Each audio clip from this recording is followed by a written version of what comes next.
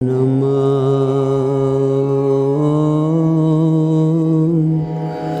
विष्णुपादाय कृष्णप्रेष्ठाय भूतले श्रीमते भक्ति वेदांत स्वामी इति नामिने। नमस्ते सरस्वते देवे गौरवाणी प्रचारिणे निर्विशेष शून्यवादी पाश्चात्य देश तारिणे। जय श्री कृष्ण चैतन्य प्रभु नित्यानंद श्री अद्वैत गदाधर श्रीवासादि गौर भक्तवृंद। हरे कृष्णा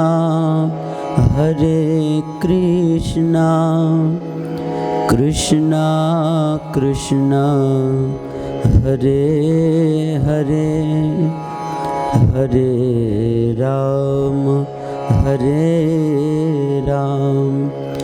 राम राम हरे हरे। हरे कृष्णा। तो आप सभी कथा प्रेमी श्रोताओं का अंतर्राष्ट्रीय श्री कृष्ण भावनामृत संघ इस्कॉन के द्वारा आयोजित इस 7 दिवसीय श्रीमद् भागवत कथा के 6ठ दिवस में 6ठे दिन में हार्दिक स्वागत करते हैं। अहो भाग्य है हम सबका कि हम सबको यहाँ पर श्रीमद् भागवत की कथा श्रवण करने का सुअवसर प्राप्त हो रहा है और हम सभी इसका लाभ उठाने के लिए एकत्रित भी हो रहे हैं और होना ही चाहिए, क्योंकि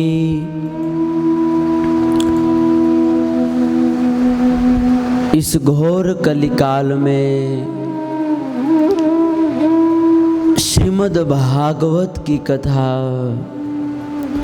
श्रवण करने की बहुत बहुत महिमा है। क्या महिमा है? हमारे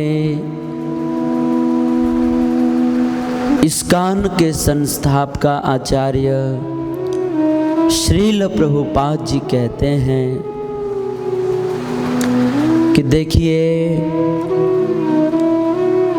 गंगा जो है ना, वह व्यक्ति को केवल पाप से मुक्त करती है। चंद्रमा व्यक्ति को केवल ताप से मुक्त करता है। सूर्य जो है वह व्यक्ति को केवल अंधकार से मुक्त करता है। लेकिन धन्य है यह भागवत की कथा, क्योंकि भागवत की कथा जो है व्यक्ति को पाप, ताप और अज्ञान इन तीनों से मुक्त कर देता है। ये है भागवत कथा की महिमा। और इतना ही नहीं, भागवत कथा श्रवण करने की अनंत अनंत महिमा है। हमारे पुराणों में एक बहुत सुंदर कथा है। एक बार श्री नारद जी भगवान के पास गए, भगवान को प्रणाम किया और श्री नारद जी ने पूछा कि हे नाथ, हे अशरण शरण प्रभो, आप कहाँ रहते हो? आपका स्थायी एड्रेस क्या है? उस समय भगवान ने पूछा कि नारद जी, आप ही बताइए कि मेरे रहने का स्थान कहाँ है, आपको क्या लगता है? उस समय नारद जी ने कहा कि हे प्रभु, इस दुनिया में जो लोग हिमालय में जाकर के आपका ध्यान करते हैं, ऐसे ध्यानियों के हृदय में आप रहते होंगे। ऐसे ध्यानियों के हृदय में आप रहते होंगे। उस समय भगवान ने कहा कि नहीं नहीं नारद, मैं जो है ध्यानियों के हृदय में भी नहीं रहता हूँ। उस समय श्री नारद जी ने कहा, जो लोग पंचाग्नि तपते हैं, ऐसे तपस्वियों के हृदय में आप रहते होंगे। उस समय भगवान ने अपने सिर को हिलाया कि नहीं, मैं तपस्वियों के हृदय में भी नहीं रहता हूँ। उस समय नारद जी ने पूछा, फिर प्रभु आप ही बताओ ना, आप कहाँ रहते हो? उस समय भगवान ने कहा कि हे नारद जी, मैं जो है न तो हिमालय में ध्यान करते हुए ध्यानियों के हृदय में रहता हूँ और न तो तपस्या करते हुए तपस्वियों के हृदय में ही रहता हूँ। मैं जो है जहाँ पर मेरे भक्त लोग इस भागवत कथा का गान करते हैं, जहाँ पर भक्त लोग मेरे लीलाओं का यश का गान करते हैं और श्रवण करते हैं, ऐसे भागवत कथा के पंडाल में मैं अखंड निवास करता हूँ। नाहं बसामि वैकुंठे योगी नाम हृदयेषु वा, तत्र तिष्ठामि नारद यत्र गायन्ति मद्भक्ता। जहाँ पर मेरे भक्त लोग बैठ करके मेरे त्रिभुवन पावनी कथा का गान करते हैं, श्रवण करते हैं, वहाँ पर मैं बिना बुलाए ही वहाँ पर निवास करता हूँ। ये है भागवत की महिमा। जहाँ पर भागवत की कथा होती है, भगवान के लीला का गान होता है, वहाँ पर भगवान अखंड निवास करते हैं। भगवान कृष्ण जो है स्वयं श्री ब्रह्मा जी से कहते हैं कि हे ब्रह्मा जी, यत्र यत्र चतुर्वक्त्र श्रीमद् भागवतम भवेत गच्छामि तत्र तत्राहम गौरी यथा सुतवत्सला। हे चतुर्मुखी ब्रह्मा जी, इस संसार में जहाँ पर मेरी भागवत की कथा होती है, जहाँ पर भक्त लोग बैठ करके मेरे पवित्र लीलाओं का गान करते हैं, श्रवण करते हैं, वहाँ पर मैं बिना बुलाए वैसे ही चला जाता हूँ। जैसे एक नई ब्याई हुई गाय जो है अपने बछड़े के पीछे अपने आप चली जाती है, वैसे ही जहाँ पर भागवत की कथा होती है वहाँ पर मैं बिना बुलाए ही, बिना निमंत्रण के ही अपने आप ही वहाँ पर चला जाता हूँ और वहाँ पर अखंड वास करता हूँ। जहाँ पर भागवत की कथा होती है वहीं पर मैं अखंड निवास करता हूँ। ये है भागवत कथा की महिमा। इतना ही नहीं, हमारे बक्सर वाले मामा जी बहुत सुंदर कहते थे कि इस भारत में 2 प्रसिद्ध मानसरोवर हैं। एक तो हिमालय में स्थित मानसरोवर और दूसरा यह भागवत रूपी मानसरोवर। लेकिन हिमालय में स्थित मानसरोवर से यह भागवत रूपी मानसरोवर जो है करोड़ों करोड़ गुना श्रेष्ठ है, कोटि कोटि गुना श्रेष्ठ है। क्यों? क्योंकि हिमालय में स्थित मानसरोवर में स्वच्छ और निर्मल जल भरा है, किंतु इस भागवत रूपी मानसरोवर में भगवान श्री कृष्ण की विशुद्ध लीला अमृत भरा हुआ है। हिमालय में स्थित मानसरोवर में अगर कोई व्यक्ति डूबेगा तो वह मर जाएगा, परंतु भागवत रूपी मानसरोवर में अगर कोई व्यक्ति डूब जाए तो वह संसार सागर से हमेशा हमेशा के लिए तर जाएगा। इतना ही नहीं, हिमालय में स्थित मानसरोवर में अगर हम स्नान करेंगे तो हमारे शरीर का मैल चला जाएगा, परंतु अगर कोई व्यक्ति इस भागवत रूपी मानसरोवर में स्नान करेगा तो उसके मन का मैल, उसके अंदर का मैल चला जाएगा, कलयुग का मैल धुल जाएगा। रघुवंश भूषण चरित जे नर कहीं सुनहि जे गावहीं, कलिमल मनुमल धोई बिनु राम धाम सिधावहीं। इतना ही नहीं, हिमालय में स्थित मानसरोवर में हंस लोग विचरण करते हैं, परंतु इस भागवत रूपी मानसरोवर में सुखदेव गोस्वामी जैसे परमहंस लोग विचरण करते हैं। हिमालय में स्थित मानसरोवर स्थिर है, स्थायी है, परंतु यह भागवत रूपी मानसरोवर जो है चलता फिरता मानसरोवर है।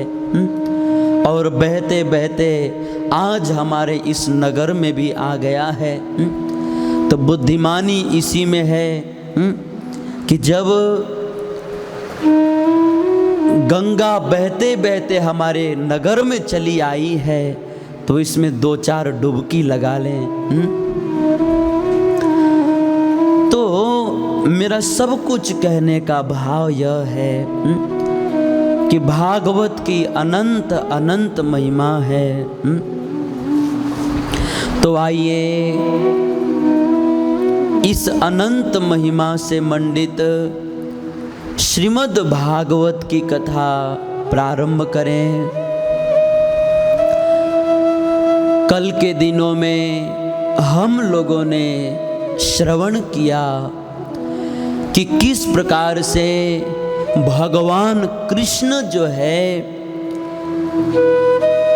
श्री विदुर जी के यहाँ पर विदुरानी जी के हाथों से केले का छिलका स्वीकार करते हैं और किस प्रकार ध्रुव महाराज जी मधुवन में जाकर के 6 साल की अवस्था में 6 महीने के भजन से भगवान को प्राप्त कर लेते हैं।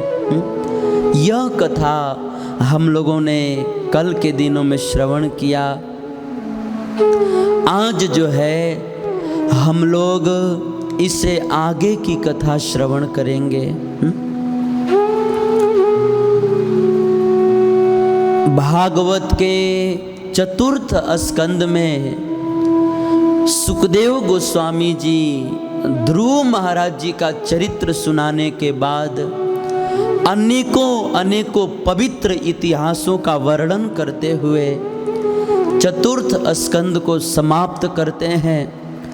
और अब जो है सुखदेव गोस्वामी जी भागवत के पंचम स्कंद में अनेकों इतिहासों को श्रवण कराते हुए मुख्य रूप से भगवान ऋषभ देव जी का चरित्र सुनाते हैं कि किस प्रकार भगवान ऋषभ देव जी अपने पुत्रों को सुंदर उपदेश देते हैं। सुखदेव गोस्वामी जी कहते हैं कि हे परीक्षित, एक बार भगवान ऋषभ देव जी अपने 100 पुत्रों को बुलाए और बुला करके बहुत सुंदर शिक्षा देना प्रारंभ किया। भगवान ऋषभ देव जी ने अपने पुत्रों को शिक्षा देते हुए कहा, हे मेरे पुत्रों, नायम देहो देह भाजाम निर्लोके कष्टान कामान अर्हते बिडभुजाम्ये तपो दिव्यम पुत्र कायेन सत्वम शुद्धेत तस्मात् ब्रह्म सौख्यम त्वनंतम। हे मेरे प्रिय पुत्रों, हमें यह मानव शरीर जो है केवल सूकर और कुकर की तरह भोग करने के लिए नहीं मिला है। हमें यह मनुष्य शरीर जो है दिव्य तपस्या करने के लिए मिला है, अर्थात भगवान का भजन करने के लिए मिला है। इस तरह से भगवान ऋषभ देव जी अपने पुत्रों को बहुत सुंदर अलौकिक शिक्षा प्रदान करते हैं। इस प्रसंग में हमारे आचार्य लोग कहते हैं कि वास्तव में हर एक पिता को ऐसा होना चाहिए, भगवान ऋषभ देव जी के जैसा होना चाहिए। देखिए, हमारे वैदिक ग्रंथों में, सनातन सदग्रंथों में सब कुछ बतलाया गया है कि हमारा पिता कैसे होना चाहिए, हमारी माँ कैसे होनी चाहिए, हमारा मित्र कैसे होना चाहिए, हमारा भाई कैसे होना चाहिए, हमारी पत्नी कैसे होनी चाहिए। हमारे शास्त्रों में सब कुछ बतलाया गया है। शास्त्रों में लिखा है, तात ऋषभ सो होए मात मदाल सा जानो।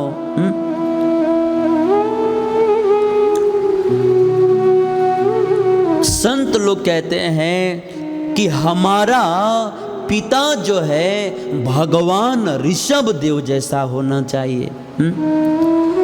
जैसे ऋषभ देव जी अपने पुत्रों को सुंदर शिक्षा दे रहे हैं, वैसे ही हर एक पिता को चाहिए कि वह अपनी संतान को सुंदर शिक्षा प्रदान करे। शिक्षा का मतलब है आध्यात्मिक शिक्षा, आध्यात्मिक शिक्षा प्रदान करे। लेकिन बड़े दुख की बात है आज के माता पिता अपने बच्चों को भौतिक शिक्षा तो देते हैं लेकिन आध्यात्मिक शिक्षा नहीं देते हैं। इसीलिए आज जो है वर्तमान समय में लगभग सभी बच्चे जो है बिगड़ रहे हैं। सब लोग देखते हैं कि आज छोटे छोटे बच्चे जो है सिगरेट पी रहे हैं, शराब पी रहे हैं,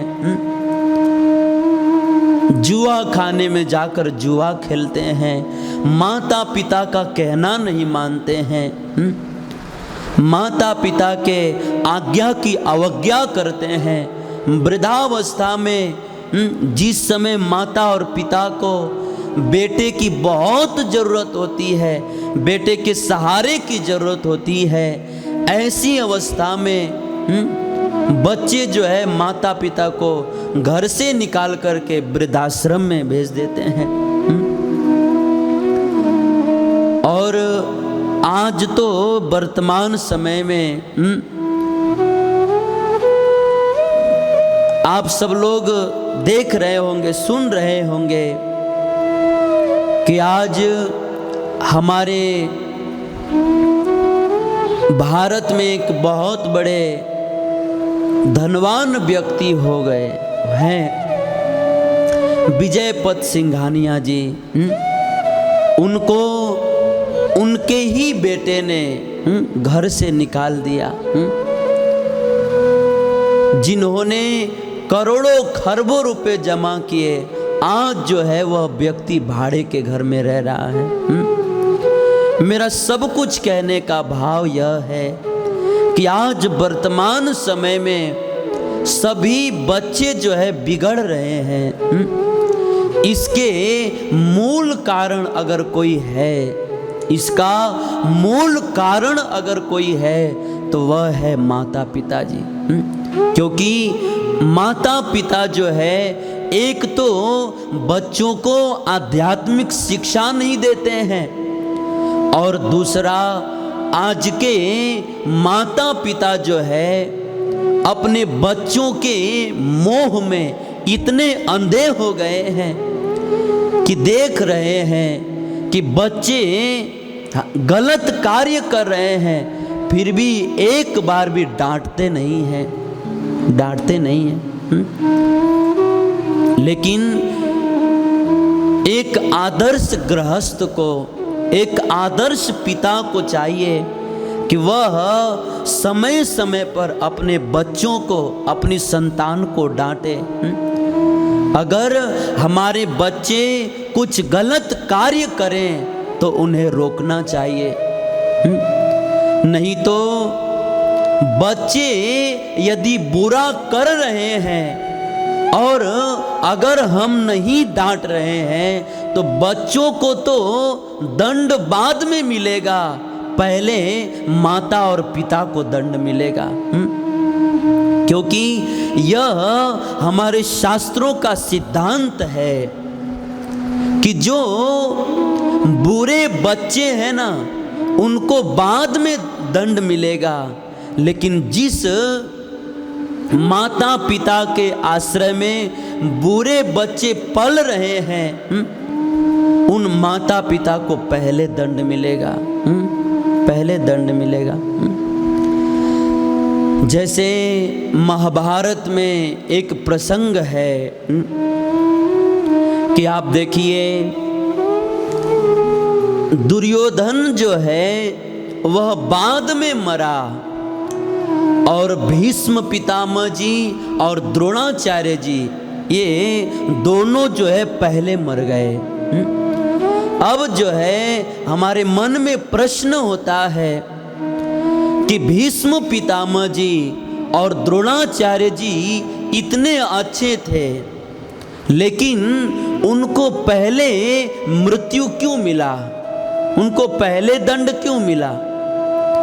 तब हमारे संत लोग कहते हैं कि देखिए, यद्यपि भीष्म पितामह जी और द्रोणाचार्य जी बहुत अच्छे थे, लेकिन फिर भी इनको पहले दंड मिला। पहले इसलिए दंड मिला क्योंकि ये तो अच्छे थे, लेकिन इनके आश्रय में दुर्योधन और जयद्रथ जैसे अनेक दुष्ट लोग जो है पल रहे थे। इसीलिए दुर्योधन जो है बाद में मरा और भीष्म पितामह द्रोणाचार्य जी ये दोनों पहले मर गए। मतलब जो बुरा कर रहे थे दुर्योधन और जयद्रथ कर्ण इत्यादि, जो बुरा कर रहे थे वो बाद में मरे, और जिनके आश्रय में बुरे लोग पल रहे थे वो भीष्म पितामह और द्रोणाचार्य जी पहले मरे। मतलब महाभारत के इस प्रसंग से शिक्षा मिलती है कि जो बुरा कर रहे हैं ना उनको बाद में दंड मिलेगा, लेकिन जिनके आश्रय में बुरे बच्चे पल रहे हैं, बुराई पल रही है, उन्हें पहले दंड मिलेगा। इसीलिए अगर हमारे बच्चे कुछ गलत करें तो उन्हें रोकना चाहिए। नहीं तो बच्चे यदि बुरा कर रहे हैं और हम उन्हें डांट नहीं रहे हैं तो बच्चों को तो बाद में दंड मिलेगा, पहले माता और पिता को दंड मिलेगा। इसीलिए बच्चों को बुरे मार्ग पर जाने से रोकना चाहिए। लेकिन बड़े दुख की बात है कि आज जो है जब स्वयं माता और पिता ही गलत कार्य कर रहे हैं तो वह किस अधिकार से बच्चों को बुरा करने से रोक सकते हैं? कैसे मना करेंगे? जो पिता खुद शराब और सिगरेट पी रहा है वह अपने बच्चे को कैसे मना करेगा कि तुम शराब और सिगरेट मत पियो? जो खुद गलत कर रहे हैं वो दूसरे को क्या मना करेंगे? एक बार एक छोटा सा बच्चा जो है आम के पेड़ पर चढ़ करके आम की चोरी कर रहा था। उस समय वो बगीचे का मालिक उस बच्चे को पकड़ लिया और उस मालिक ने उस बच्चे को कहा नीचे उतर, नीचे उतर। वो बच्चा नीचे उतरा और मालिक ने, उस बगीचे के मालिक ने वो सारा आम ले लिए, सारे आम छीन लिए और बच्चे को 4 थप्पड़ मारा। और पिताजी, वो बगीचे के मालिक ने बच्चे से कहा चल तेरे पिता के पास, तू इतनी छोटी अवस्था में कार्य कर रहा, तू बड़ा होकर के क्या करेगा? चल तेरे पिता के पास। उस समय उस छोटे से बच्चे ने कहा कि साहब आपने 2-4 थप्पड़ मारा और 2-4 थप्पड़ मार लीजिए, 2-4 जूते मार लीजिए, लेकिन मुझे मेरे पिताजी के पास लेकर मत चलिए। बगीचे के मालिक ने कहा नहीं नहीं चल तेरे पिता के पास चल। उस समय बच्चे ने कहा कि मैं जो है पिता के पास नहीं जाऊंगा, आप सब कुछ कर लो लेकिन मैं मेरे पिता के पास नहीं जाऊंगा। उस समय बगीचे के मालिक ने पूछा कि तू पिताजी के पास जाने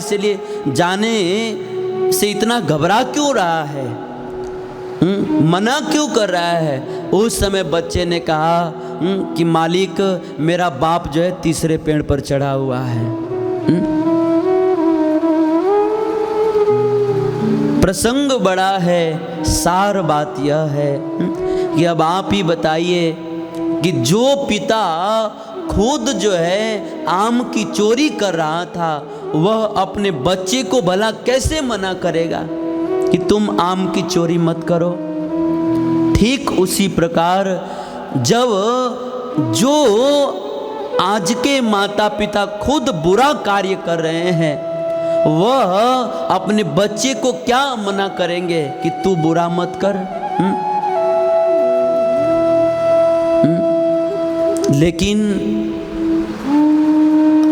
आज जो है हर एक माता पिता को खुद भी अच्छा बनना चाहिए और बच्चों को भी अच्छा बनने की शिक्षा देनी चाहिए। कभी कभी कुछ लोग कहते हैं कि क्या करें, हमसे जो है कठोर बना ही नहीं जाता है, हमसे बच्चों के प्रति कठोर बना ही नहीं जाता है, क्या करें। तब हमारे संत लोग कहते हैं कि देखिए हमें जो है कठोर बनना ही पड़ेगा, थोड़ा कड़क बनना ही पड़ेगा, क्योंकि हमारे पूज्य गुरुदेव महाराज जी कहते हैं कि देखिए अगर झंडा को फहराना है ना तो डंडा को टाइट रखना ही पड़ेगा, डंडा को टाइट रखना ही पड़ेगा। वैसे ही अगर हमें हमारे परिवार के चरित्र रूपी झंडा को लहराना है तो परिवार के मुखिया को थोड़ा टाइट रहना ही पड़ेगा। देखिए झाड़ू टाइट रहता है ना तो वह घर का कचरा साफ कर देता है, लेकिन अगर वह झाड़ू ही ढीला पड़ जाए तो फिर वो घर का कचरा तो क्या साफ करेगा, वो खुद भी कचरा बन जाएगा। ठीक उसी प्रकार जब घर का मालिक थोड़ा टाइट रहता है तो वह घर के परिवार के भीतर के सारे बुराइयों को दूर कर देता है, लेकिन जब घर का मालिक ही ढीला पड़ जाता है तो वह घर के बुराई को क्या दूर करेगा, वो खुद भी बुरा बन जाता है। इसीलिए माता पिता को, घर के मुखिया को थोड़ा सा बच्चों के प्रति थोड़ा सा तो कड़क रहना चाहिए, उनसे प्रेम करना चाहिए, परंतु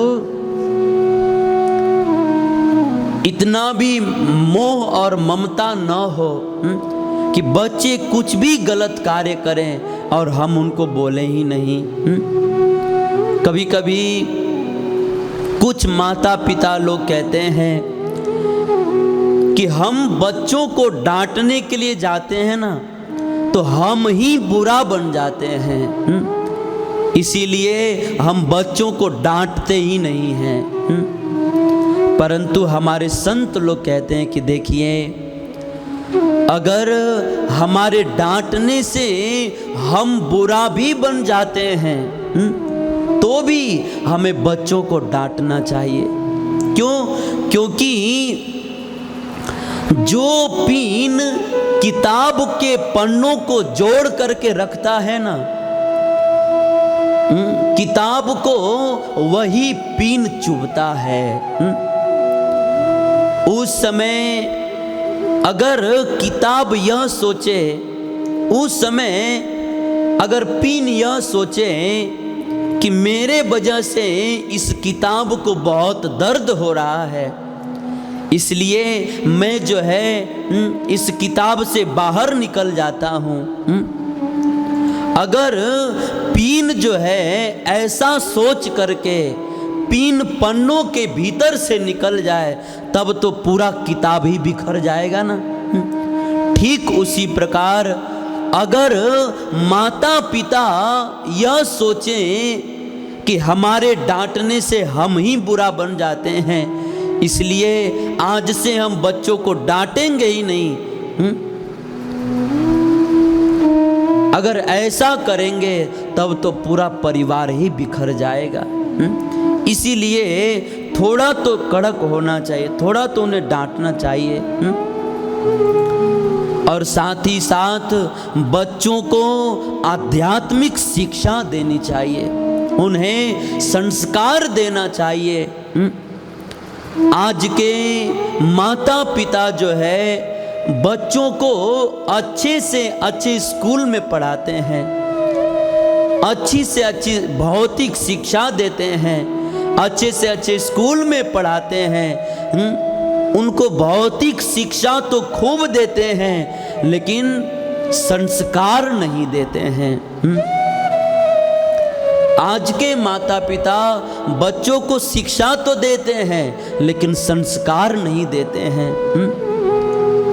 संस्कार नहीं देते हैं। शिक्षा और संस्कार में थोड़ा अंतर है। क्या अंतर है? शिक्षा जो है हमें धन प्रदान करता है, परंतु संस्कार जो है हमें जीवन प्रदान करता है।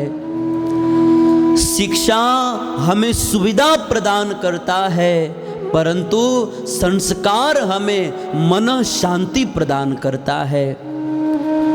शिक्षा जो है ना वह एक गाड़ी के समान है और संस्कार जो है ब्रेक के समान है। जैसे किसी आदमी के पास गाड़ी हो लेकिन गाड़ी में ब्रेक न हो तो गाड़ी किसी काम का नहीं है। ठीक उसी प्रकार किसी व्यक्ति के पास खूब शिक्षा हो लेकिन अगर संस्कार न हो तो वह शिक्षा किसी काम का नहीं है। इसलिए शिक्षा तो होनी चाहिए लेकिन साथ ही साथ संस्कार भी होना चाहिए। देखिए हमारा जीवन जो है ना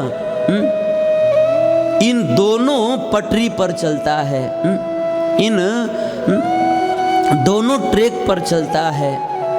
लेकिन हमारी कमी यह है कि हम लोग जैसे ट्रेन जो है वो दो ट्रैक पर चलता है, एक पहिए पर नहीं चलता है। ट्रेन को चलाने के लिए दो पहिए की जरूरत है, दो ट्रैक की जरूरत है। वैसे ही हमारे जीवन को जीने के लिए दो की जरूरत है, दो ट्रैक की जरूरत है। एक तो शिक्षा की भी जरूरत है और दूसरा संस्कार की भी जरूरत है। जैसे एक ट्रैक पर ट्रेन नहीं चल सकता है, वैसे ही केवल एक ट्रैक भौतिक शिक्षा से हमारे बच्चों का जीवन नहीं चल सकता।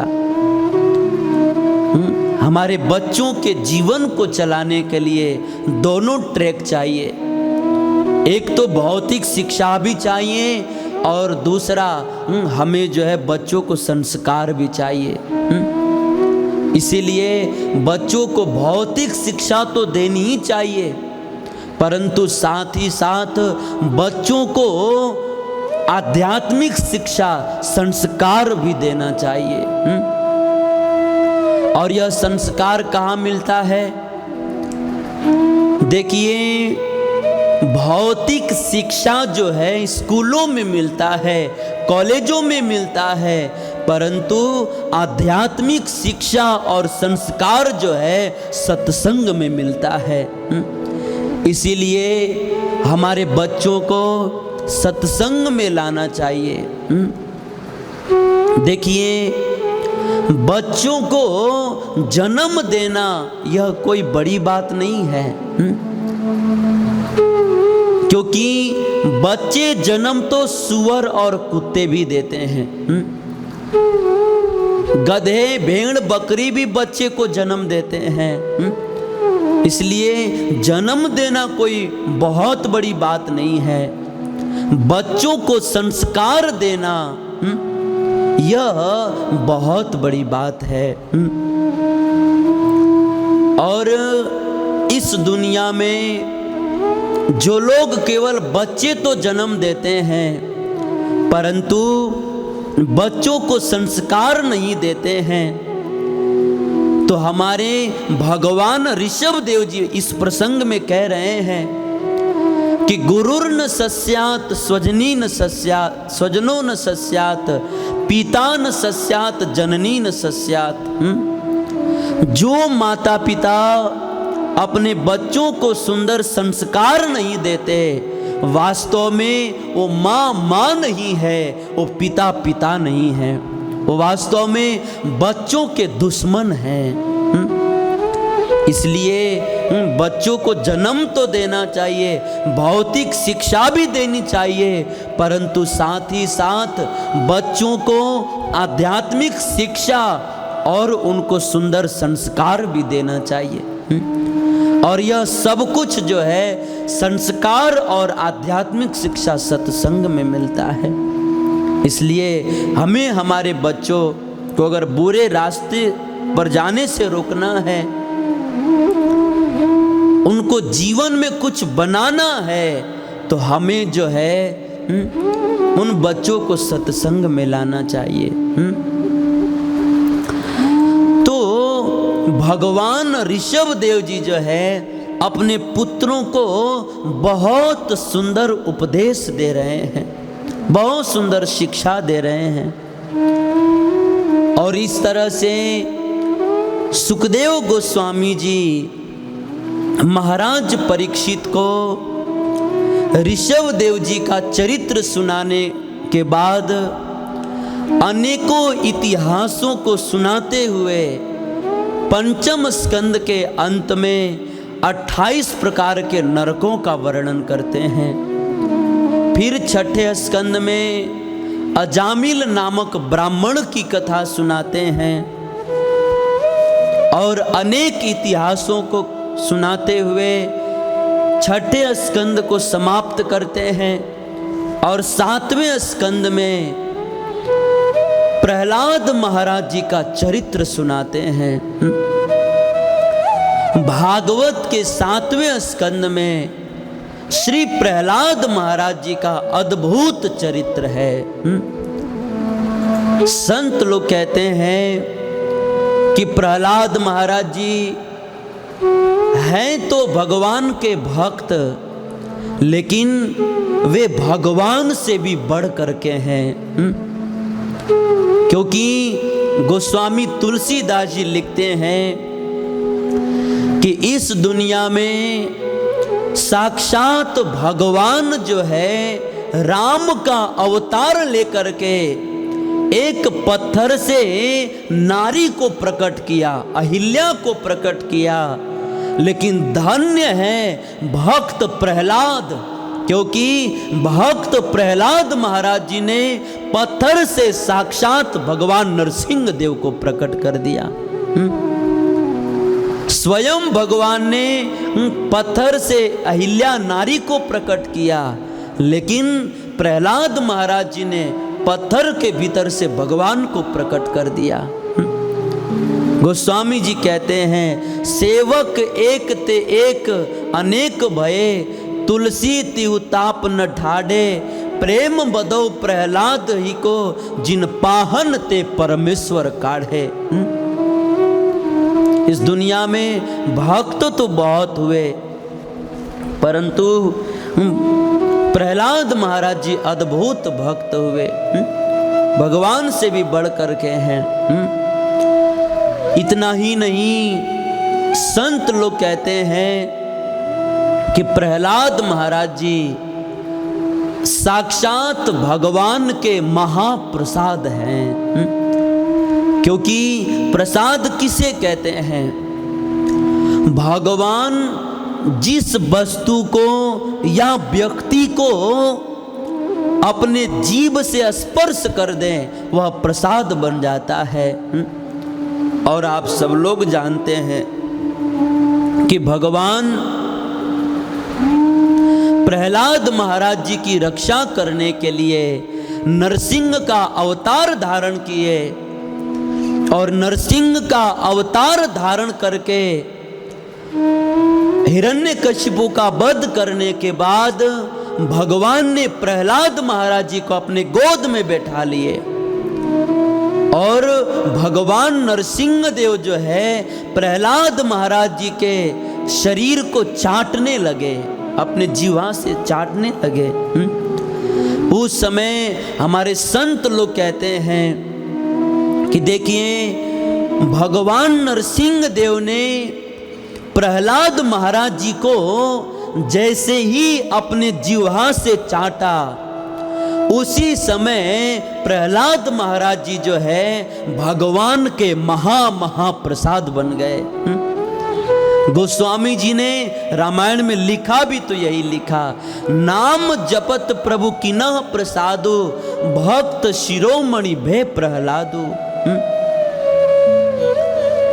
भगवान ने प्रहलाद महाराज जी को अपने जीभ से स्पर्श कर दिया, मतलब भगवान ने प्रहलाद महाराज जी को अपना प्रसाद बना दिया।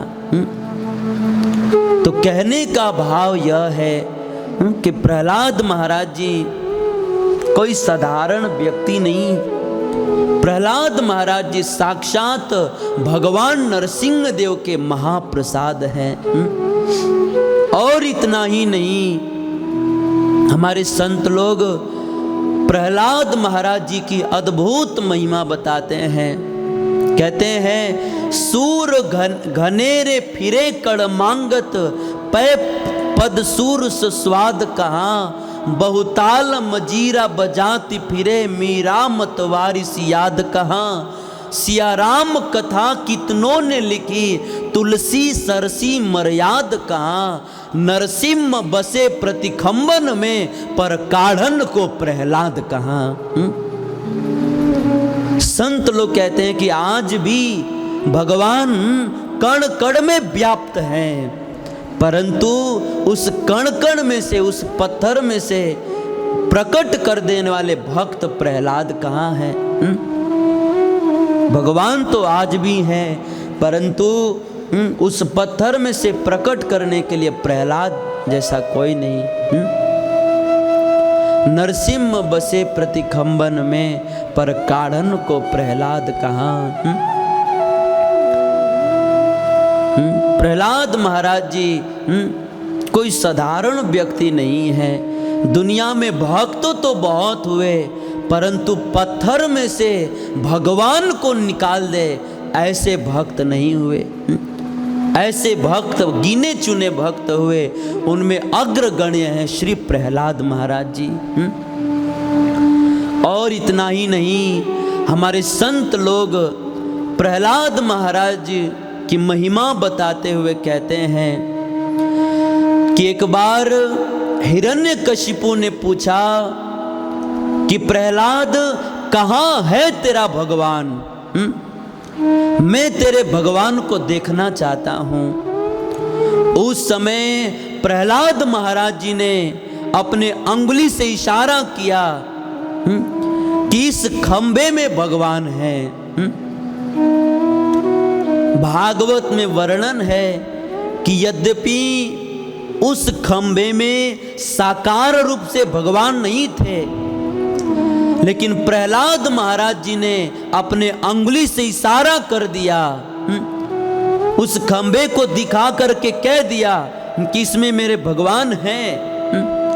तो भगवान जो है उस खंबे में से भी प्रकट हो गए। इसका मतलब यह है कि भगवान जो है ना, वह अपने भक्तों के अंगुली के इशारे पर नाचते हैं। प्रहलाद महाराज जी ने अंगुली दिखा कर कह दिया इसमें भगवान है। तो यद्यपि उसमें साकार रूप से नहीं थे, लेकिन भगवान साकार रूप से प्रकट हो गए। मतलब भगवान जो है अपने भक्तों के अंगुली के इशारे पर नाचते हैं। और जिन भक्तों के अंगुली के इशारे पर भगवान नाचते हैं, उन भक्तों में प्रहलाद महाराज जी अग्रगण्य हैं। उनके अंगुली के इशारे से भगवान खंबे में से प्रकट हो गए। तो प्रहलाद, मेरा सब कुछ कहने का भाव यह है कि प्रहलाद महाराज जी कोई साधारण व्यक्ति नहीं है, अद्भुत भगवान के भक्त हुए। अब आप तनिक विचार कीजिए कि जब प्रहलाद महाराज जी इतने अद्भुत भक्त हैं, फिर उस प्रहलाद महाराज जी का चरित्र कितना अद्भुत होगा। अद्भुत चरित्र है प्रहलाद महाराज जी का, लेकिन हमारे पास समय नहीं है, इसलिए प्रहलाद महाराज जी के चरित्र को श्रवण नहीं कर पाएंगे। केवल बस स्मरण मात्र कर लिया। अब जो है 7वें स्कंद में सुखदेव गोस्वामी जी प्रहलाद महाराज जी का दिव्य चरित्र सुनाने के बाद फिर अनेक इतिहासों का वर्णन करते हुए सप्तम स्कंद को पूर्ण करते हैं। फिर 8वें स्कंद में सुखदेव गोस्वामी जी महाराज परीक्षित को गजेंद्र मोक्ष की कथा सुनाते हैं कि किस प्रकार से भगवान ने ग्राह के फंद से गज को मुक्त किया। उस कथा का क्रम कुछ इस प्रकार से है। सुखदेव गोस्वामी जी कहते हैं कि हे परीक्षित, एक बार चौथे मनवंतर में भगवान का एक अवतार हुआ। उस अवतार में भगवान का नाम जो है श्री हरि पड़ा। श्री हरि पड़ा। उस समय प्रहलाद परीक्षित महाराज जी ने सुखदेव गोस्वामी से प्रश्न किया कि हे भगवान, चौथे मनवंतर में भगवान ने जो अवतार लिया उस अवतार में भगवान का नाम हरि क्यों पड़ा? तब जो है सुखदेव गोस्वामी जी कहते हैं, तत्रापि यज्ञे भगवान हरिण्याम हरिमेधश हरिरित्या आहृत्यो येन गजेंद्र मोचितो ग्रहात। सुखदेव गोस्वामी जी कहते हैं कि हे परीक्षित, चौथे मनवंतर में गज और ग्राह अर्थात हाथी और मगरमच्छ, इन दोनों के बीच में लड़ाई हुई थी और उस समय गजेंद्र ने भगवान को पुकारा और भगवान ने अवतार लेकर के अपने भक्त गजेंद्र की रक्षा की, गजेंद्र का दुख हरण किया। इसीलिए उस अवतार में भगवान का नाम हरि पड़ा, क्योंकि उन्होंने अपने भक्त गजेंद्र का दुख हरण किया। इसलिए उस अवतार में भगवान का नाम हरि पड़ा। उस समय परीक्षित महाराज जी ने सुखदेव गोस्वामी से फिर से 2 प्रश्न किए कि हे भगवान, सबसे पहले आप हमें यह बताइए कि इस संसार में बड़े बड़े लोग जब संकट में पड़ते हैं ना, तो उनको भी भगवान की याद नहीं आती है। फिर इस हाथी को, गजेंद्र को संकट में भगवान की याद कैसे आ गई? ये पहला प्रश्न।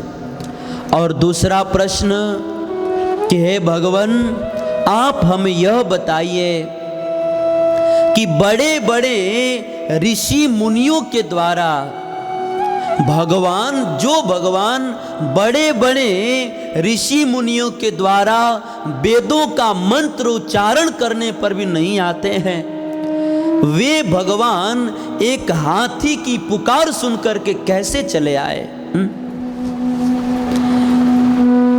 मेरे इन 2 प्रश्नों का उत्तर दीजिए। अर्थात किस प्रकार से भगवान ने ग्राह के फंद से गजेंद्र को मुक्त किया, आप कृपा करके भगवान श्री हरि की यह कथा श्रवण कराइए। बादरायण एतत्ते श्रोतुमिच्छामहे वयम हरिर यथा गजपतिम ग्राह ग्रस्तम मुमूर्छत। आप हमें गजेंद्र मोक्ष की कथा सुनाइए। अब जो है सुखदेव गोस्वामी जी यह परम पवित्र चरित्र को सुनाते हैं, परम मंगल में चरित्र को सुनाते हुए कहते हैं कि हे परीक्षित, एक समय क्षीर सागर में त्रिकूट नाम का एक बहुत बड़ा पर्वत था। वह 10,000 योजन लंबा और 10,000 योजन चौड़ा था। और उस पर्वत राज की, उस पर्वत की तराई में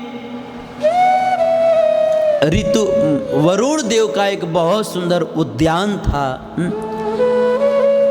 और उसी उद्यान में एक बहुत विशाल सरोवर था। एक दिन की बात है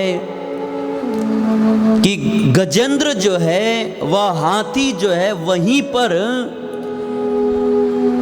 इन अपने सारे हथिनियों के साथ, बच्चों के साथ, यह गजेंद्र नामक हाथी उसी सरोवर के आसपास में निवास करता था। एक दिन की बात है कि वह गजेंद्र जो है अपने बहुत सारे हथिनियों के साथ में, बच्चों के साथ में उस घने जंगल में घूम रहा था। और घूमते घूमते बहुत धूप लगने के कारण, बहुत चलने के कारण उसे जोर से प्यास लग गई। अतः वह गजेंद्र जो है अपनी पूरी मंडली सहित पानी पीने के लिए उस सरोवर में गया। और सरोवर में जाकर के खूब जी भर के पानी पिया, खूब जी भर के स्नान किया और अपने श्रम को मिटाया। और इसके बाद जो है वह गजेंद्र नामक हाथी अपने सारे हथिनियों के साथ, अपने बच्चों के साथ उस सरोवर में क्रीड़ा करने लगा। क्रीड़ा करने लगा। सुखदेव गोस्वामी जी कहते हैं कि परीक्षित, जब गजेंद्र जो है उस सरोवर में अपने पत्नियों बच्चों के साथ में क्रीड़ा कर रहा था, उसी समय एक ग्राह जो है, एक मगरमच्छ जो है, उसने उस गजेंद्र के पांव को जोर से पकड़ लिया।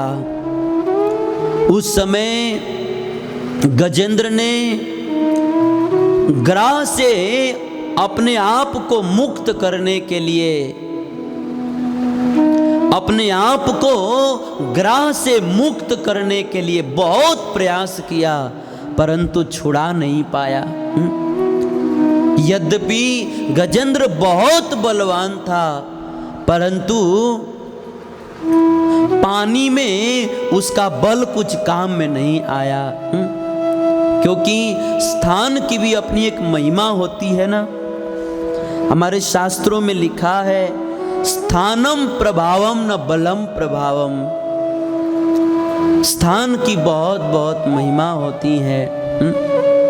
कहते हैं कि जैसे एक साधारण मगरमच्छ जो है हाथी से बहुत कमजोर होता है, लेकिन वह कमजोर मगरमच्छ भी पानी में बलवान से बलवान हाथी को हरा देता है।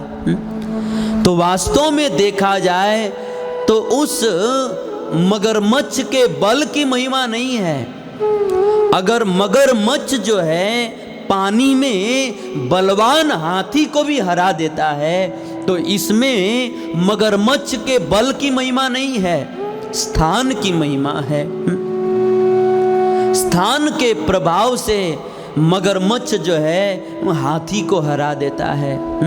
नहीं तो अगर वही मगरमच्छ पानी से बाहर निकल के हाथी से लड़े तो हाथी जो है मगरमच्छ को हरा देगा, मगरमच्छ हार जाएगा। लेकिन मगरमच्छ पानी में जीत जाता है, ये उसकी महिमा नहीं, स्थान की महिमा है। स्थान की बहुत बहुत महिमा है। हमारे संत लोग कहते हैं कि एक बार भगवान शिव जी भगवान श्री विष्णु से मिलने के लिए गए, उस समय भगवान शिव जी और भगवान विष्णु ये दोनों आपस में बातचीत कर रहे थे। उस समय शिव जी के गले में जो सांप था, वह सांप जो है बार बार गरुड़ जी को दे करके फुफकार मार रहा था। उस समय गरुड़ जी ने कहा कि भाई शांत क्यों नहीं रहते हो, शांत रहो, नहीं तो मैं जो है तुम्हारे जैसे सांप का रोज में नाश्ता करता हूँ, ब्रेकफास्ट करता हूँ मैं। उस समय शिव जी के गले में लटके हुए सांप ने गरुड़ जी से पूछा कि जब आप मेरे जैसे सांप का रोज नाश्ता करते हो तो आज मुझे भी क्यों नहीं नाश्ता कर ले रहे हो? उस समय गरुड़ जी ने कहा कि देखो मैं तुम्हें छोड़ रहा हूं, मैं तुम्हें नहीं खा रहा हूं, इसलिए नहीं खा रहा हूं क्योंकि इसमें तुम्हारी कोई महिमा नहीं है। मैं जो है आज तुम्हारे फुफकारने पर भी तुमको खा नहीं रहा हूं, तुम्हें छोड़ रहा हूं, इसमें तुम्हारी महिमा नहीं है। वो तो तुम शिव जी के गले में लटके हुए हो ना, इसीलिए मैं छोड़ रहा हूं। अभी उनके गले से नीचे उतर करके दिखाओ, तब जो है मैं बताता हूं मुझ में कितना शक्ति है। मैं तुम्हें छोड़ रहा हूं, इसमें तुम्हारी महिमा नहीं, स्थान की महिमा है। तुम शिव जी के गले में लटके हुए हो।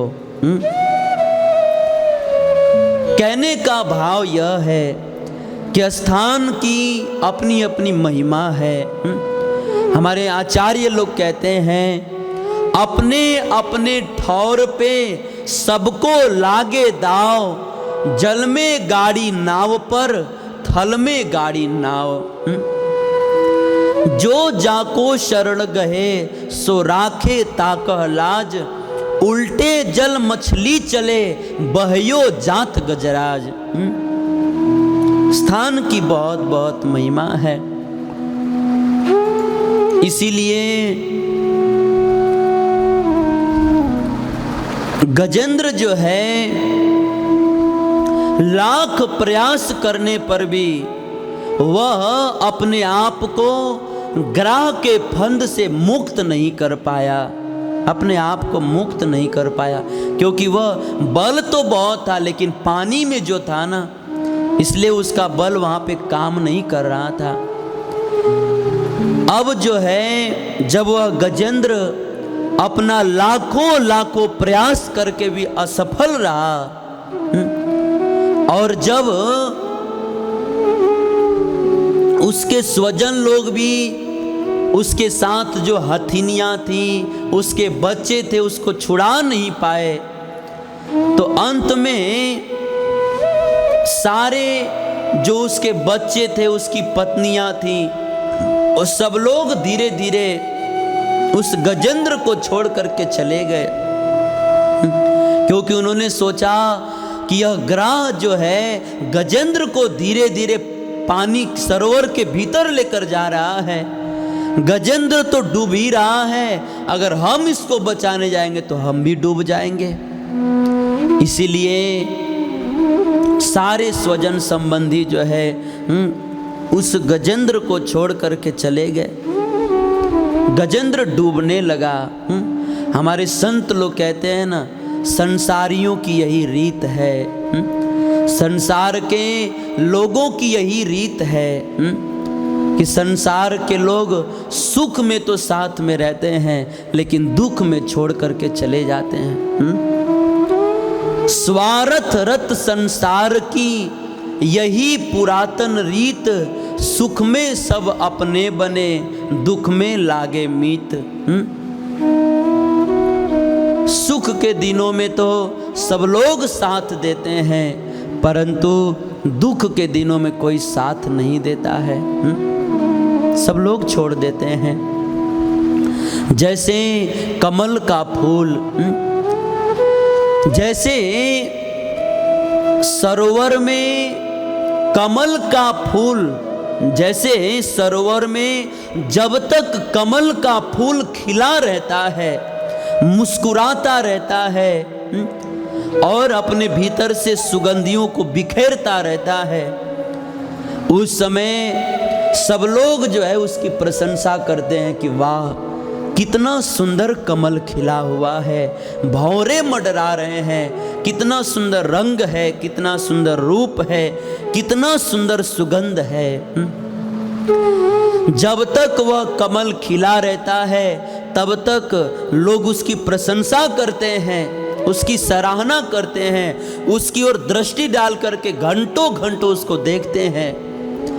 लेकिन जैसे ही उस सरोवर में बाण आ जाता है और कमल डूब जाता है तो वही प्रशंसा करने वाले लोग उसकी रक्षा करने की बात तो दूर रही, देखने तक भी नहीं जाते हैं कि कमल महाराज का क्या हुआ। जब तक खिला था तब तक लोग देख रहे थे, जब बाढ़ में कमल डूब गया तो कोई उसकी रक्षा नहीं करता। वैसे ही इस संसार में जब तक हमारे जीवन में सुख रहता है तब तक लोग हाथ जोड़ करके हमारी ओर देखते रहते हैं। लेकिन जैसे ही कोई दुख आता है, कोई विपत्ति आ जाती है तो लोग जो है हमारी सहायता करने की बात तो दूर रही, वह मुंह खोल करके एक बार झूठे गलती से पूछते भी नहीं है,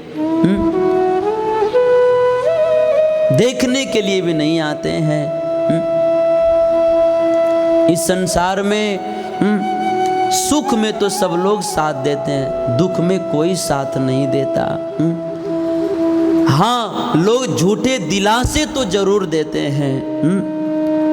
हमारे संत लोग कहते हैं यूं तो बहुत सारे दर्दमंद मिलते हैं, काम के आदमी चंद मिलते हैं, जब संकट आता है जीवन में तो सबके दरवाजे बंद मिलते हैं।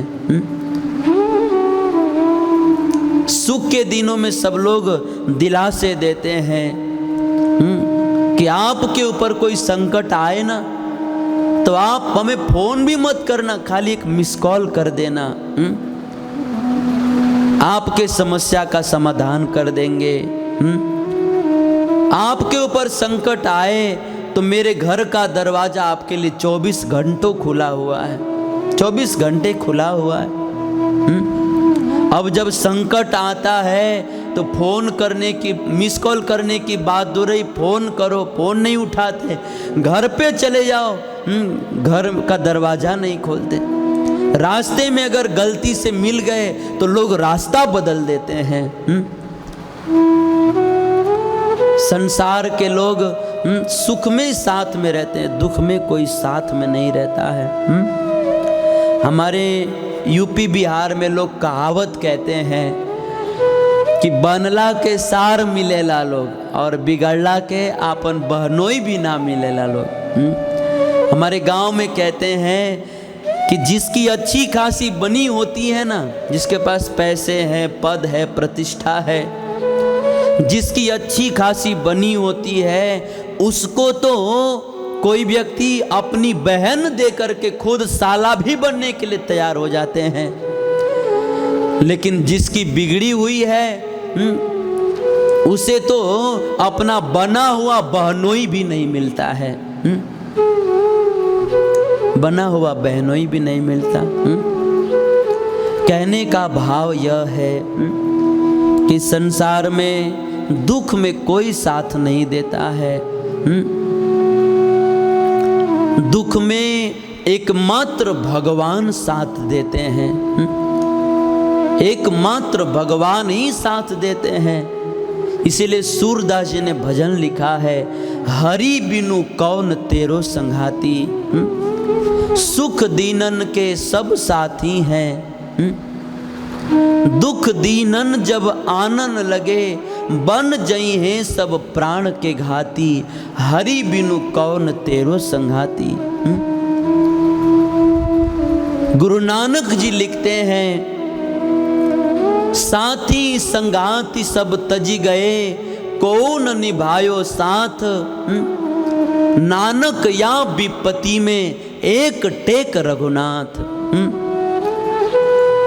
सुख के दिनों में सब लोग साथ देते हैं, परंतु दुख के दिनों में एकमात्र भगवान ही साथ देते हैं। इसीलिए जब भी हमारे जीवन में दुख आए तो हमें या तो किसी सच्चे संत के पास जाना चाहिए या तो भगवंत के पास जाना चाहिए, परंतु जगत के लोगों के पास कभी नहीं जाना चाहिए। जब भी हमारे जीवन में दुख आए तो कभी भी लोगों के पास नहीं, अपना दुख और दर्द उन्हें नहीं कहना चाहिए, क्योंकि संसार के लोग हमारे दुख को सुनेंगे रो रो करके, लेकिन समाज में दुनिया के लोगों को बताएंगे हंस हंस करके। हमारे सामने तो हमारे दुख को रो रो करके सुनेंगे, लेकिन हमारे पीठ पीछे दुनिया के लोगों को हंस हंस करके बताएंगे कि वो तो फलाना आदमी ऐसा है वैसा है। तो मेरा सब कुछ कहने का भाव यह है कि दुख में एकमात्र भगवान साथ देते हैं। दुख में संसार के लोग साथ नहीं देते। इसीलिए जब गजेंद्र का पांव उस मगरमच्छ ने पकड़ लिया, उस समय धीरे धीरे सारे उस हाथी के पत्नियों ने, बच्चों ने उस गजेंद्र की रक्षा करना छोड़ करके और सब जो है चले गए। उन्होंने सोचा कि ग्राह जो है गजेंद्र को भीतर ही लेकर जा रहा है, अगर हम भी इसके साथ चले जाएंगे तो इसके साथ साथ हम भी मर जाएंगे। इसलिए सारे हथिनियां और सारे बच्चे जो है वो छोड़ छोड़ करके चले गए। उस समय गजेंद्र जो है, जब उसने देखा कि मैं अपने बल से अपने आप को मुक्त नहीं कर पाया, जब मेरे पत्नी और बच्चों ने मुझे मुक्त नहीं कर पाया, उस समय उस गजेंद्र ने ग्राह से मुक्त होने के लिए देवताओं को पुकारा, परंतु देवता लोग आकाश में विमान खड़े करके इस तमाशा की तरह देखते रहे, परंतु किसी ने भी रक्षा नहीं किया। अब जब अंत में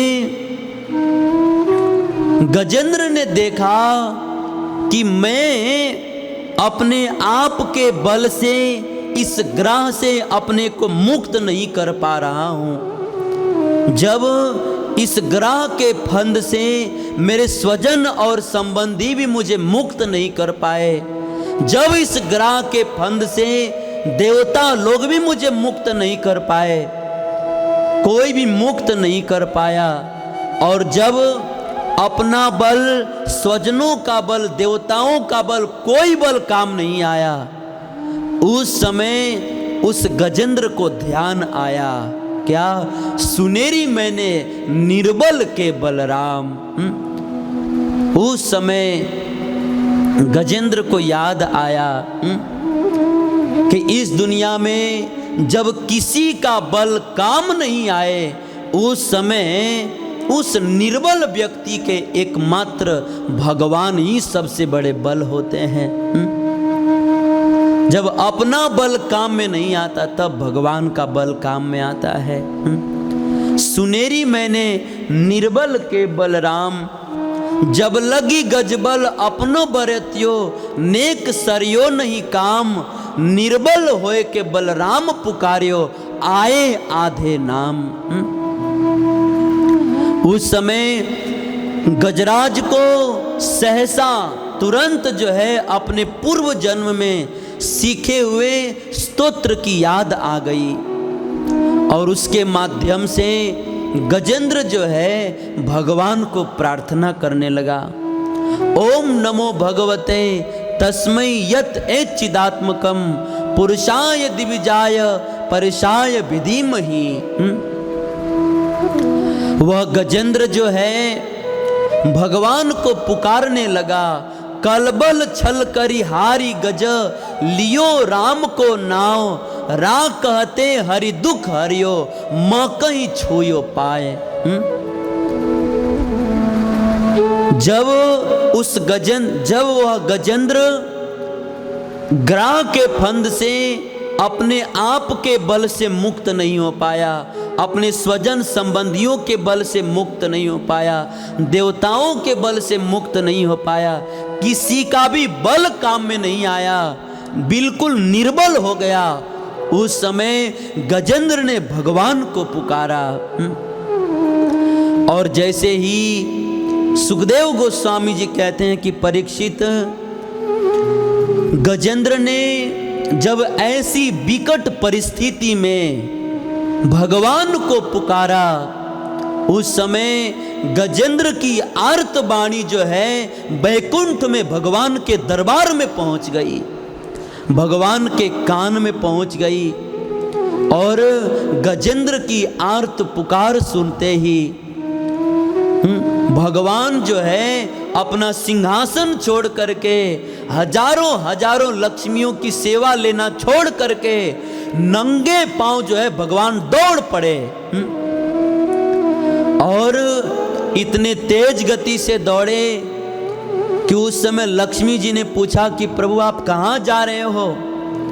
हमारे संत लोग कहते हैं भगवान ने बैकुंठ में कहा हाँ, और थी कहा ना, तो उस हाथी के पास पहुंच गए थे। इतने तेज गति से भगवान जो है हाथी के पास गए उसकी रक्षा करने के लिए।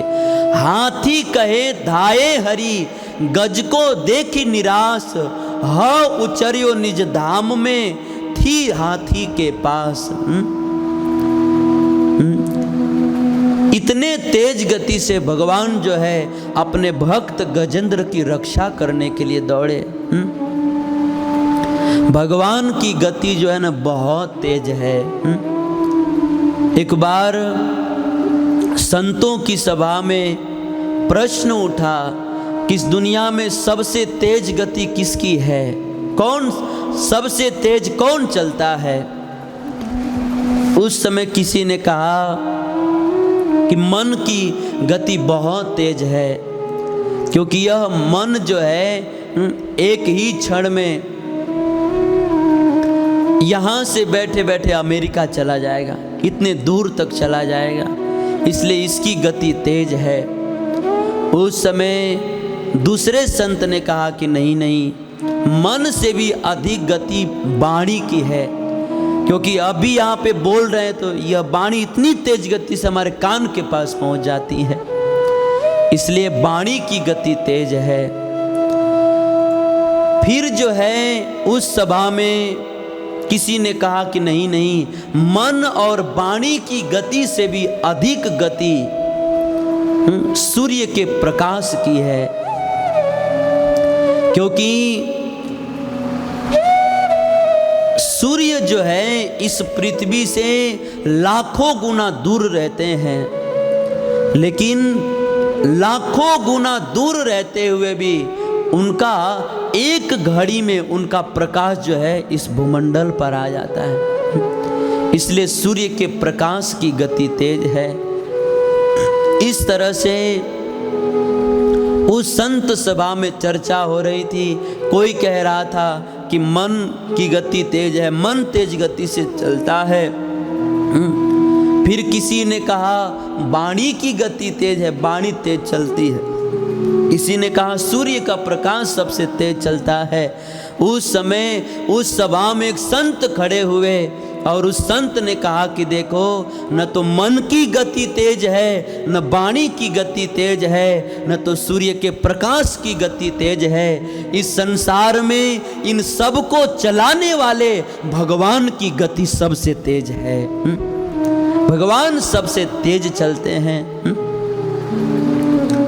इसीलिए तो भगवान जो है तुरंत ही दौड़ पड़े और भगवान ऐसे दौड़े, मानो ऐसा लगता है कि भगवान जो है पहले से तैयार खड़े थे। भगवान गजेंद्र की रक्षा करने के लिए तेज गति से दौड़े और वो भी तुरंत दौड़े।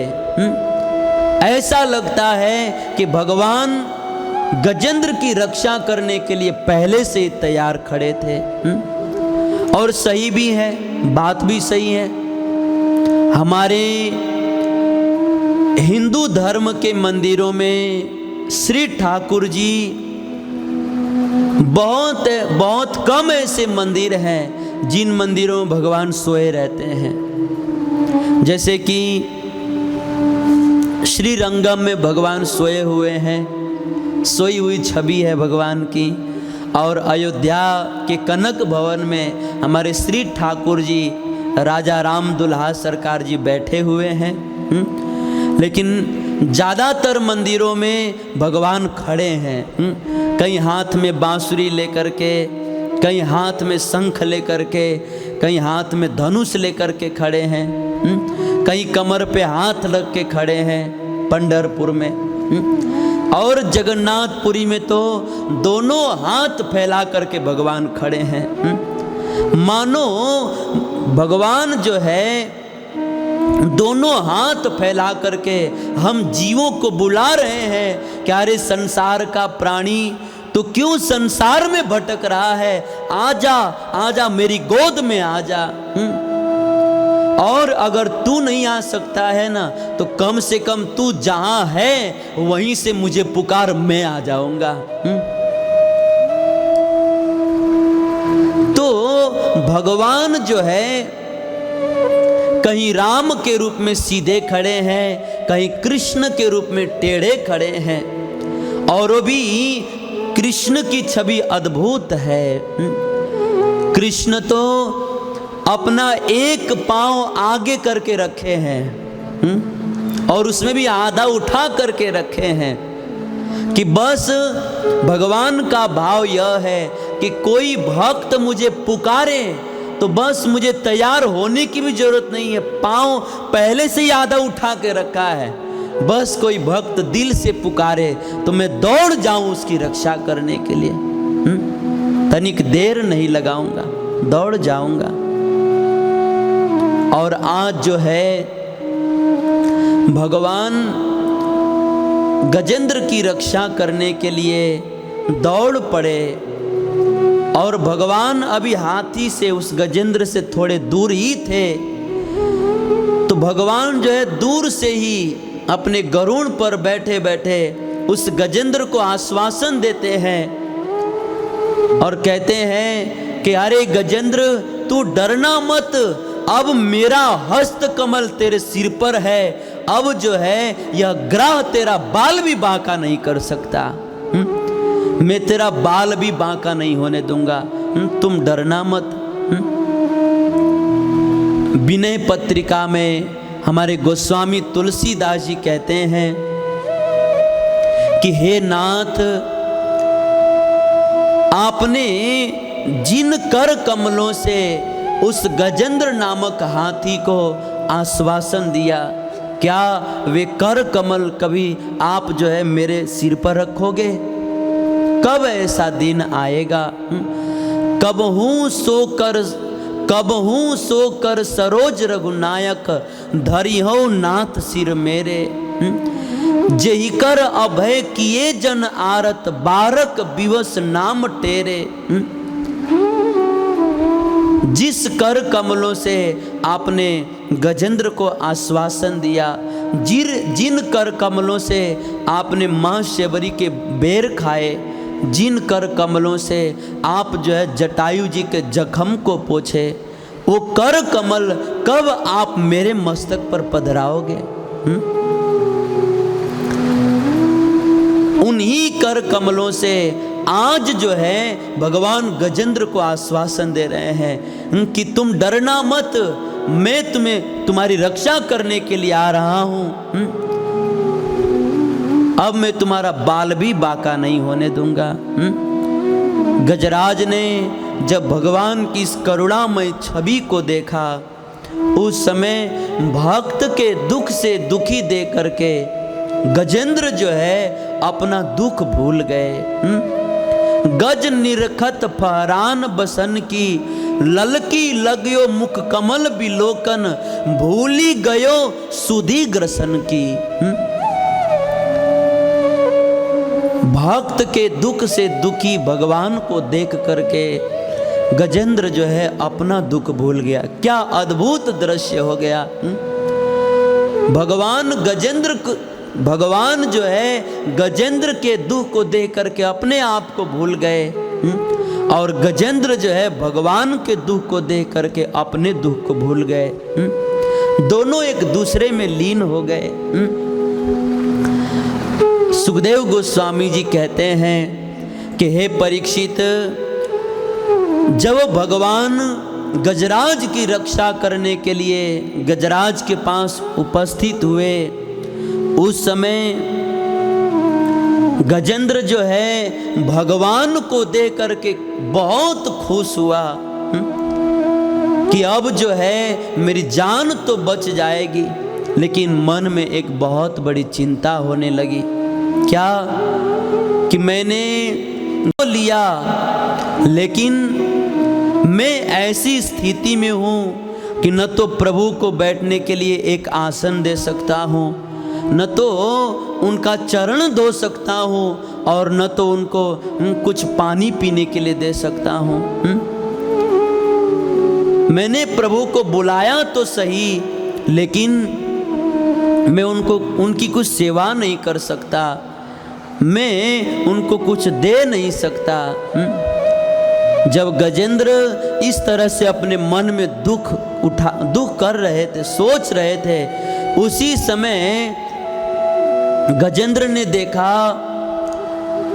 कि उस सरोवर में एक कमल जो है वह बहते हुए जा रहा था। एक कमल का फूल जो है बहते हुए जा रहा था। गजेंद्र ने अपने सूंड से उस कमल को पकड़ा और वह कमल ही भगवान को समर्पित कर दिया। समर्पित कर दिया। अब प्रश्न होता है वो कमल कहाँ से आया। तब हमारे आचार्य लोग कहते हैं कि देखिए, जब भगवान गजेंद्र की रक्षा करने के लिए दौड़े, उस समय भगवान की प्रिया श्री लक्ष्मी जी भी पीछे पीछे आ गईं, क्योंकि लक्ष्मी जी ने सोचा कि जरा हम भी तो देखें कि वह भक्त कैसा है जिसके बुलाने पर भगवान जो है इतने तेज गति से दौड़े। जरा हम भी तो देखें वह भक्त कैसा है। और जब माँ लक्ष्मी देखने के लिए आई, उस समय माँ लक्ष्मी ने देखा कि यह गजेंद्र जो है भगवान को कुछ अर्पण करना चाहता है, परंतु इसके पास अर्पण करने के लिए कुछ भी नहीं है। उस समय माता लक्ष्मी ने अपने हाथ का कमल जो इस पानी में गिरा दिया, और गजेंद्र ने वह दिव्य कमल उठा करके अपने सूंड से पकड़ करके प्रभु के चरणों में समर्पित कर दिया। अब जो है भगवान वहां पहुंच करके सबसे पहले तो भगवान ग्राह और गजेंद्र इन दोनों को पानी से बाहर उठा कर लाए, और पानी से बाहर लेकर के आए, और आकर के भगवान ने सबसे पहले उस ग्राह का गर्दन काट दिया। अपने चक्र से उस ग्राह का गर्दन काट दिया। भगवान जो है चाहते तो सरोवर में भी ग्राह का गर्दन काट सकते थे, लेकिन भगवान जो है बाहर निकाले, पहले दोनों को बाहर निकाले, फिर गर्दन काटा, क्योंकि भगवान ने सोचा कि कहीं पानी में चक्र चलाऊं और कहीं थोड़ा भी गड़बड़ हो जाए तो कहीं मेरे भक्त गजेंद्र का पांव कट जाए, तब क्या होगा। इसीलिए भगवान जो है सबसे पहले उन दोनों को उठाकर बाहर लाए, फिर अपने सुदर्शन चक्र से ग्राह का मस्तक काट दिया और इस प्रकार से ग्राह का उद्धार हो गया। सुखदेव गोस्वामी जी कहते हैं कि परीक्षित, इस तरह से भगवान ने ग्राह का उद्धार किया और बाद में गजेंद्र का उद्धार किया। इस प्रसंग में एक प्रश्न होता है कि देखिए, भगवान की स्तुति किया गजेंद्र ने, भगवान रक्षा भी करने आए गजेंद्र का, और दुख में भी था गजेंद्र ही। तो भगवान को चाहिए था कि पहले गजेंद्र का उद्धार करें, पहले उसका उद्धार करें, लेकिन भगवान ने इससे उल्टा काम किया। सबसे पहले गजेंद्र का उद्धार न करके ग्राह का उद्धार किया। ऐसा क्यों?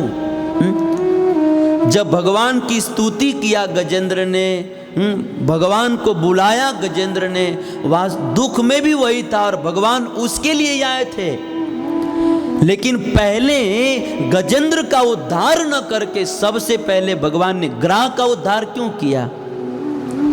तब हमारे संत लोग कहते हैं, भगवान ने गजेंद्र का उद्धार न करके ग्राह का सबसे पहले इसलिए उद्धार किया क्योंकि गजेंद्र ने तो भगवान का चरण पकड़ा था, परंतु ग्राह ने भगवान का चरण पकड़ने वाले गजेंद्र भक्त का चरण पकड़ा था। इसीलिए भगवान ने सबसे पहले ग्राह का उद्धार किया, गजराज का चरण पकड़ने वाले ग्राह का उद्धार किया। मतलब भगवान ने इस चरित्र से जगत को शिक्षा दिया कि देखो, जो मेरा चरण पकड़ेगा ना उसका उद्धार बाद में होगा, लेकिन जो मेरे भक्तों का चरण पकड़ेगा उसका उद्धार सबसे पहले होगा। गजराज ने मेरा चरण पकड़ा तो उसका बाद में उद्धार किया, परंतु ग्राह ने उस गजराज के चरण को पकड़ा था, मेरे भक्त के चरण को पकड़ा था, इसलिए मैंने पहले उसका उद्धार किया। मेरा चरण पकड़ने वाले का उद्धार बाद में, मेरे भक्तों का चरण पकड़ने वाले का उद्धार मैं पहले करता हूँ।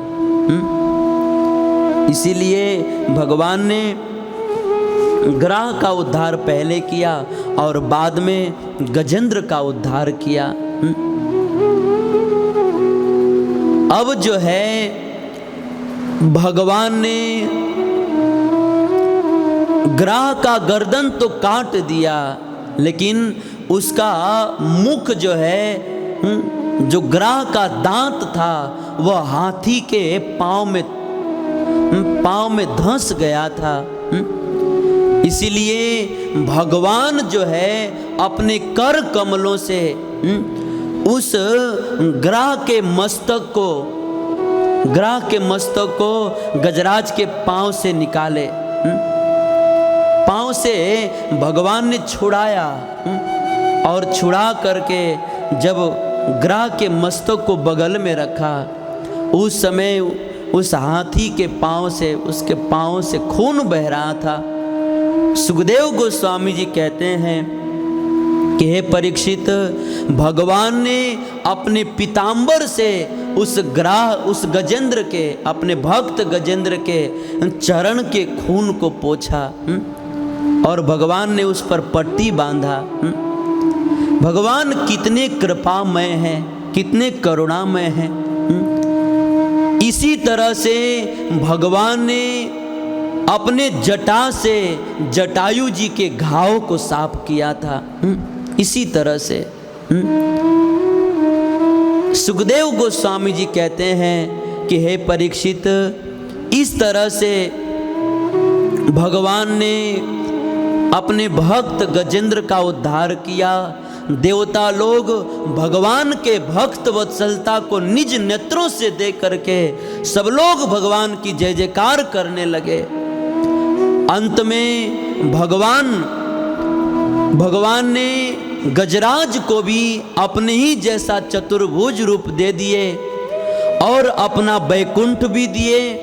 और भगवान ने इस लीला के अंत में जगत के लोगों को शिक्षा दिया और एक बहुत सुंदर उपदेश दिया कि देखो, इस संसार में जो लोग मेरे इस गजेंद्र उद्धार की लीला श्रवण करेंगे, इसका गान करेंगे, इसका पाठ करेंगे, स्मरण करेंगे, ऐसे लोगों को अंत में मैं निर्मल बुद्धि प्रदान करूंगा और अपना नित्य शाश्वत वैकुंठ प्रदान करूंगा।